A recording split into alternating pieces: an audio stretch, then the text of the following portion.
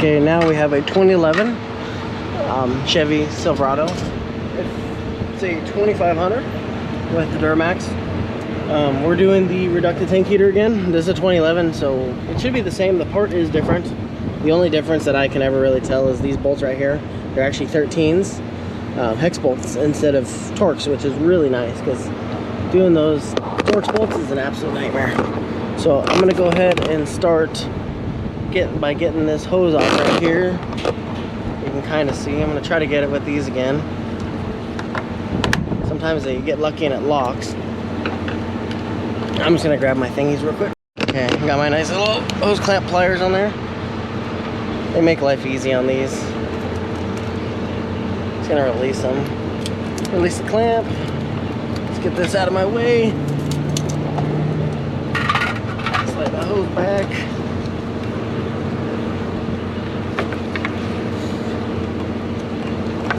To get it a little loose, just grab it from the back and wiggle it. Now, figures.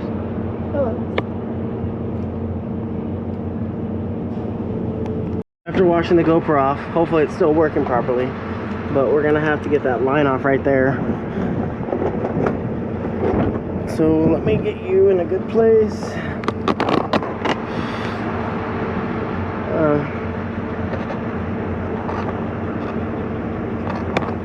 Gotta move my light.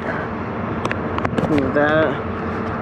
Let's see if these GoPros are really waterproof. I don't know if they're death-proof though. Just mostly water. Okay. Now, let's move it. And we're gonna go ahead and get that 13 and that 13 out. So I'm gonna stay away from the urea for a minute because I really don't feel like getting it everywhere again. Okay. That's that. So we're gonna get the 13.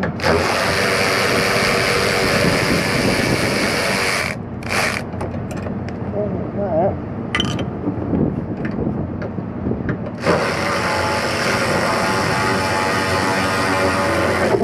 This tank is full. I forgot. I remember when I pulled the line off and it got deaf in my face. So, because they kept throwing it empty, saying they must have ran it low. It says it's empty refill now, and they refilled it all the way. So we're gonna have to dump some out in order for me to change it. In order for me to change the sending unit.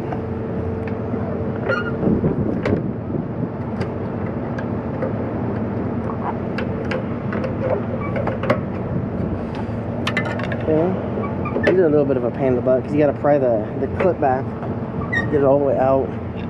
But this tank being full makes everything a little bit more complicated. The tank's heavier. Let's get this off. Use my my ego. Okay.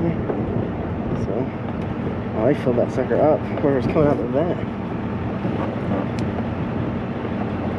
Okay, let's get the connector off. Connector up here, I don't know if you can see. Gotta push the two tabs in the back. I'm gonna have to set the tank down a little bit. It's on my leg.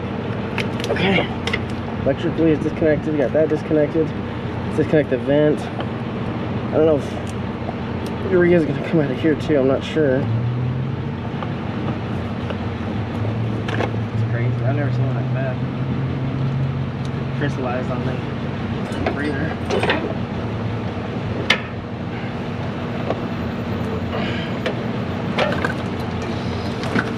Oh, dip over. That sucker is full. Wow. Okay. Okay, so now we're gonna start taking this thing apart. So we're gonna disconnect all these sensors like last time. They're quite easy. I like the hoses are nicer than the Fords because they're just push and release. The Ford ones, they're still the same, but they have these weird locks on them and they're kind of finicky. They're not like, I don't know if that one broke. They're not as easy as those ones. Okay, get this protective cover off. I did drain some of this urea out. I don't know how much. Maybe, if I were to guess, maybe a gallon and a half. Just so I can actually, when I pull this out, it doesn't spray urea. So it trapped. Okay, this one I'll cut anyways. We're gonna replace it. It's not good. It's no good anymore. We gotta unhook these.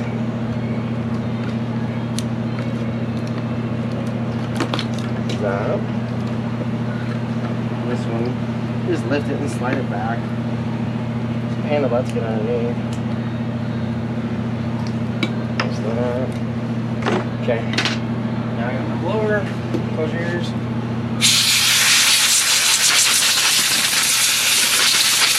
Okay. Just that.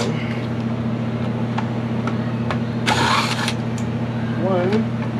I think these are 4s. 4mm Allens. That one tried to strip. You gotta be careful with these. These very soft. Just pull it up straight up.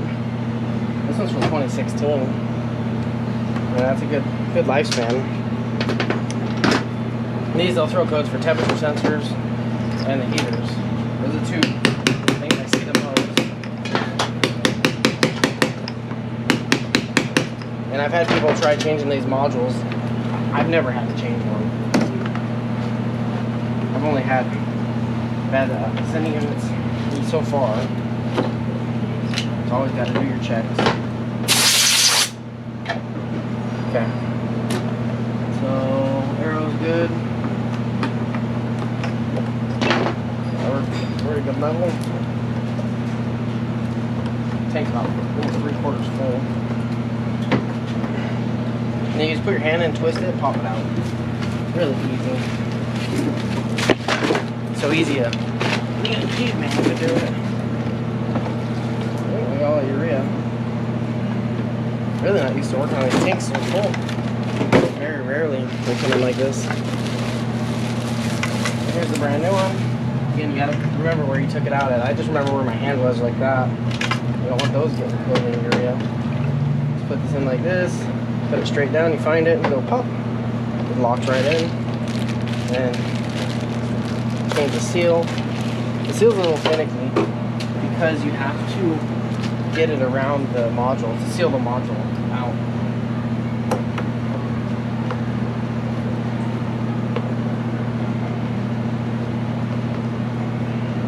So I push the seal in, and then I put my hand and fold it out so it doesn't sit in the module. I like it sitting on the outside of the module.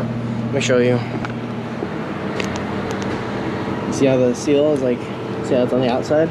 Around the whole thing, that's the way I prefer it. Sorry. Garbage or bug. I got it out. Okay, now we're going to seal it, and then you want to make sure you line up the arrow with the lines over there. Perfect. And then we're going to go ahead and put the lock ring on.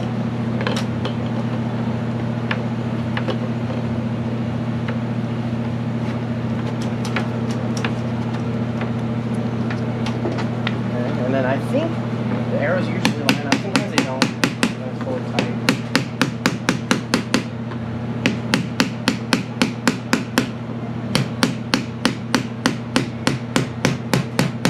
You just feel it.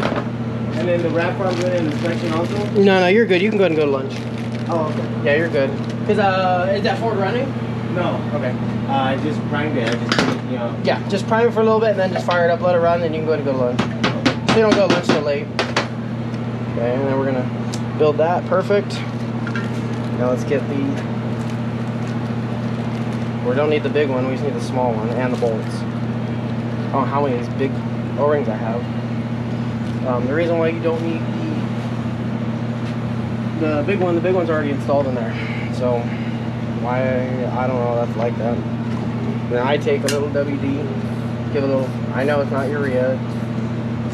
I've had issues with them seating, so I've done this for the last probably 100. And then you line the holes up. You know, I've done it for like the last, I don't know how many of these I've done now. I do at least a couple a week. I try to record them when I can. And yeah, you just tighten those up, snug them up. I spray a little lube in there. I've had some new ones where they're tight to the point of almost stripping. No idea why. It's just probably my luck. And then we're gonna put this cover back on. Keep the heat. Keep the heat in it so it doesn't freeze. Not really a problem where we're at. You don't know, maybe the customer takes the truck somewhere like that. You don't want it getting screwed up. We're gonna cut these tails off because I'm weird. Like I'm perfect. And we're gonna bring this up here. We're gonna plug the hose back in over here. This side with the heater goes on this side. And then we have all of this. And the 3-wire, this is gonna go right here. Goes like so. 2-wire. And then this one goes somewhere else. And then we got plug this one in. Actually, we got 4. Okay, that one's all plugged in. Let's plug this one in. And yeah, it goes like that. It's Bursch. I wish they'd make these things more reliable, but it's like this on all these diesels. It's crazy. I don't know what the problem is. Zip ties. I didn't see any in the box, but that doesn't mean anything. But these things just seem universally not that reliable. You know, the Fords, the Chevys, I've done them in the Chevy Cruises. I know the Volkswagens, the diesels, they have problems with them. It's just an issue across the board with them. With the temperature sensors and the heaters. And I remember last year for a while, these, you couldn't get them. I had a couple trucks sitting for way too long waiting for them. It really sucks. You can use them to make money, and you can't, because they can't get the parts. That really sucks. Okay, let's go put it back in. Grab all my stuff to put back.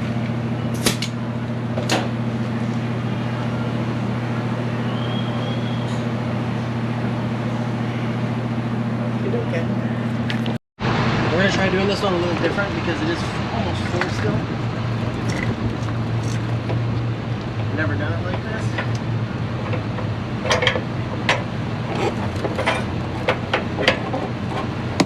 Open.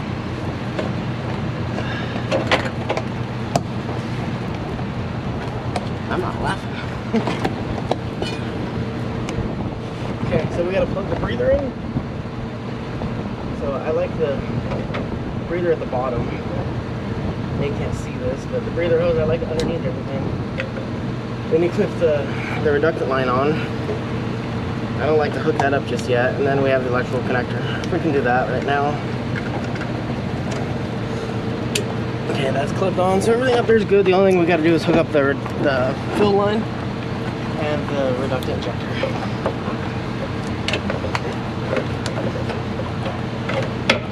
That wasn't too bad.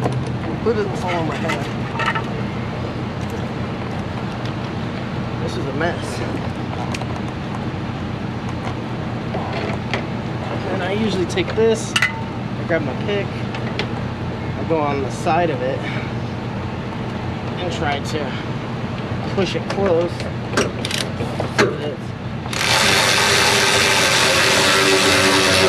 so I put the bolts in. And this thing was missing its shoe. So I was going to show what we started out with. We started out with it was a temperature sensor, reductant tank temperature sensor performance, P205B. To go back, we're going to go ahead and clear it. Since it's a temperature sensor, we don't have to do the reset on it. We just have to clear the code. The truck is still complaining about the tank being empty. I know it's flashing, but that's just the camera. I think it's output controls. You want to do a level reset. We're going to reset that. These are really, really finicky. So we're going to go ahead and reset that, see what that does. Hopefully, cleared the light. Cool. That's weird. Usually they're a little bit more tough than that.